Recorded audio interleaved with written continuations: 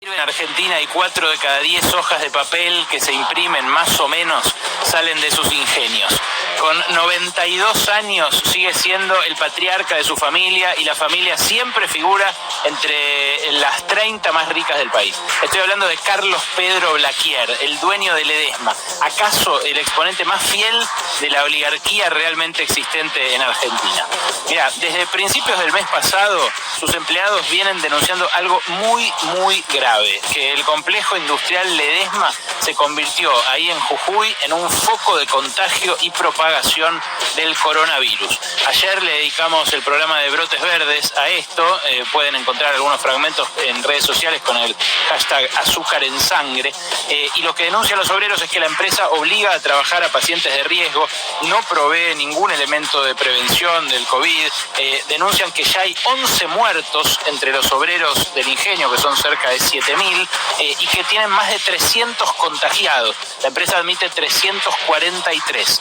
Sospechan los trabajadores que en realidad son el triple los contagiados, pero no lo saben porque Ledesma no quiere pagar los testeos. Así nos lo dijo Rafael Vargas, secretario general del Sindicato de Obreros de Ledesma. Escúchalo. Estamos pidiendo que se licencien a todos los trabajadores que tengan patologías crónicas. Les pedimos a la medicina laboral encabezada por el doctor Paredes, quien también fue denunciado penalmente, que no envíe a los trabajadores con síntomas, siendo contactos estrechos y no habiendo resguardado la cuarentena o el cuidado de esta enfermedad en los tiempos que se establecen. Hemos venido pidiéndole que se realice un testeo generalizado porque nosotros estamos convencidos que son 3 veces más de las que actualmente se están dando a conocer.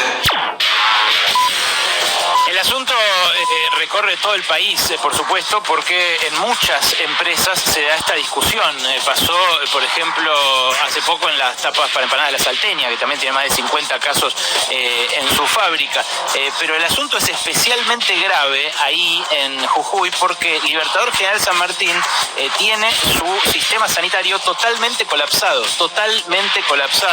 y se convirtió en el epicentro del brote en Jujuy, que también pega fuerte en San Salvador y que ya infectó incluso al gobernador Gerardo Morales y a su vice, pero los casos en el departamento Ledesma son muchos más que en el resto de la provincia. Mira, en Ledesma hay un infectado cada 67 habitantes, contra 1 cada 170 en la provincia. La empresa dice que respeta los protocolos, que no licenció a todos sus obreros mayores de 60 años porque es una industria esencial, pero el decreto del aislamiento social preventivo obligatorio no la habilita a eso, y los mayores de 60, y esto anótenlo bien todos, porque por ahí les sirve el dato, los mayores de 60 tienen licencia con goce de sueldo obligatoria para los patrones en todo el país mientras siga la pandemia. No es solamente un problema de los mayores de 60 igual. Los zafreros viajan como ganado en acoplados de camiones que la verdad no deberían usarse nunca para humanos, pero menos ahora, porque no hay forma de respetar ahí la licencia social. Son obreros golondrina, como los que también cosechan frutas y aceitunas, que son, la verdad, del país, son los que viven en las peores condiciones imaginables, posibles, casi como animales, que además no tienen derecho a la vivienda, por ejemplo. Y cuando lo reclaman, son reprimidos muy salvajemente, muy duramente. Mira, en 2010, un grupo de vecinos de Libertador General San Martín, justamente ahí, la ciudad cabecera de Ledesma,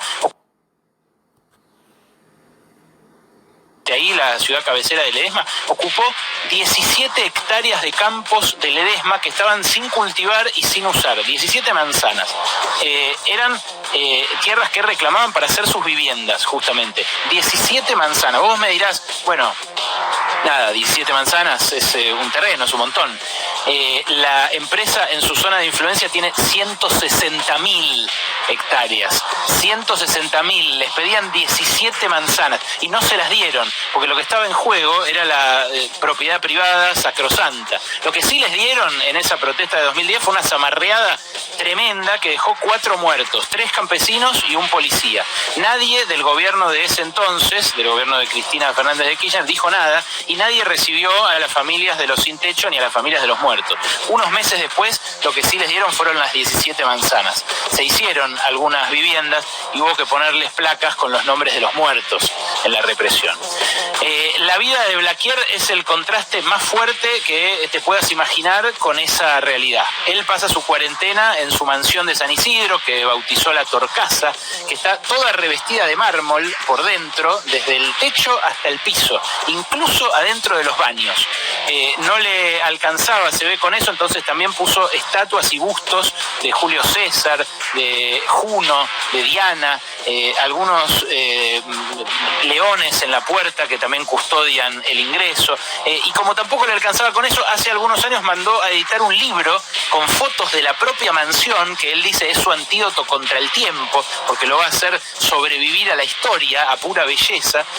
Mandó a editar un libro con fotos de esa mansión que les regala a todos los que van a comer ahí. Les regala un libro a todo culo, de esos con edición de fotográfica, que habla de su propia mansión. Bueno, a esa mansión han ido a comer poderosos de todos los tiempos, que se llevaron el libro. Curas, laicos, civiles, militares. Con la dictadura, Blaquier tiene una historia de contacto especialmente estrecho, porque fue el primero de los grandes patrones argentinos procesado como cómplice primario de delitos de lesa humanidad de los milicos. La justicia lo que le endilgó en 2007 al dueño de Ledesma, 2010, fue haber participado en la desaparición de 29 personas. Y al tope de la lista está incluido Luis Aredes, un hombre de quien habla una película que les recomiendo mucho, y que era el intendente radical del pueblo donde está su ingenio, que en 1973 había cometido el atrevimiento, 3 años antes de la dictadura, de intentar cobrarle impuestos municipales por primera vez. O sea, el intendente radical que le quiso cobrar impuestos fue, apenas asumió el golpe de Estado, los milicos, secuestrado inmediatamente. Era el médico del pueblo, Aredes, además, era el médico del pueblo, y eso tiene doble significación hoy, en tiempos de pandemia.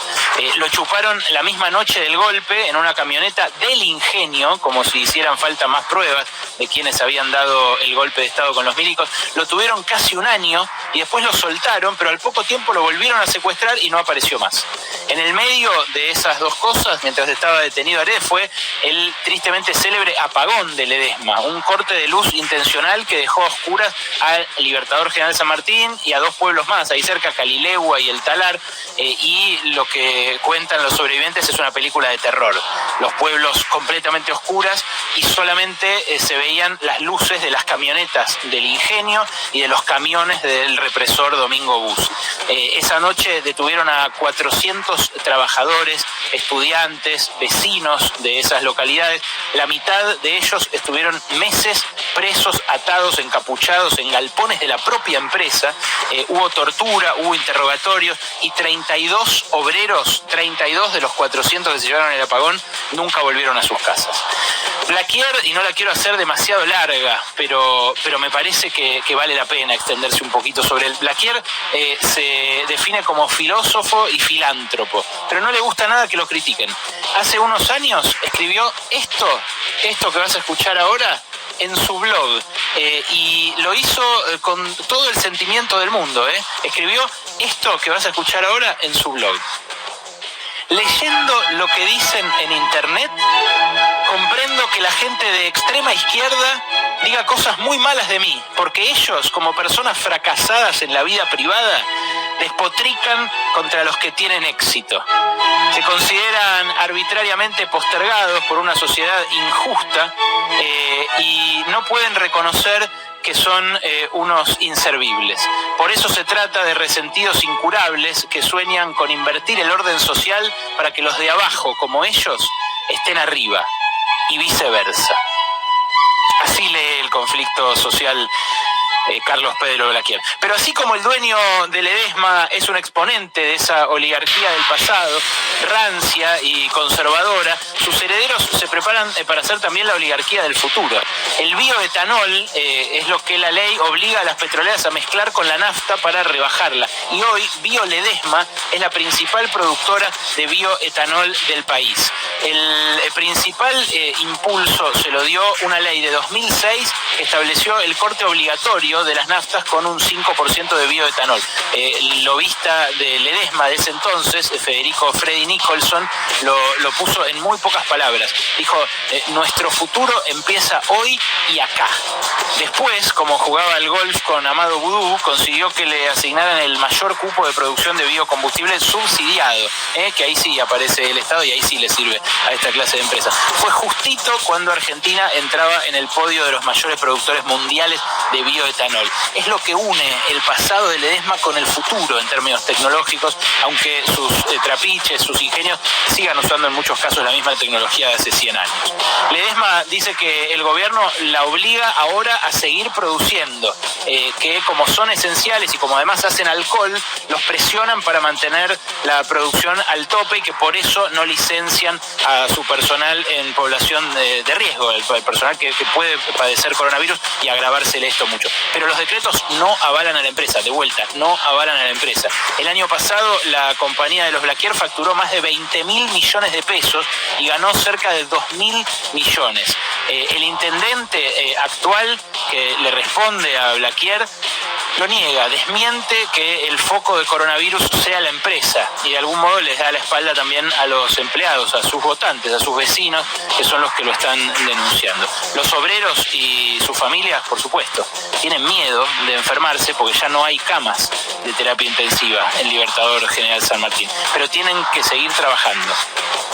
Tienen que seguir trabajando igual que las mucamas que limpian los mármoles de la Torcasa, desde el piso hasta el techo. Porque para el virus, los seres humanos podemos ser todos iguales, pero para el capitalismo, claramente, no lo somos para nada.